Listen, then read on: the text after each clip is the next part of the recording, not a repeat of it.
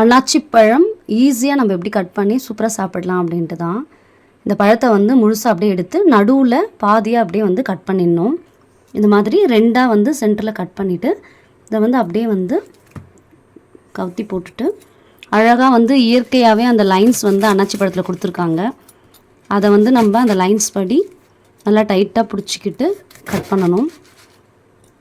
Cut பண்ணிவிட்டு ஆனால் வந்து கொஞ்சம் டைட்டாக பிடிச்சிக்கணும், சேஃப்டியாக வந்து கட் பண்ணிக்கணும். அப்படியே க்ராஸில் கட் பண்ணிடணும். கட் பண்ணிவிட்டு இந்த பீஸை வந்து நம்ம அழகாக அப்படி எடுக்கலாம். பாருங்கள்,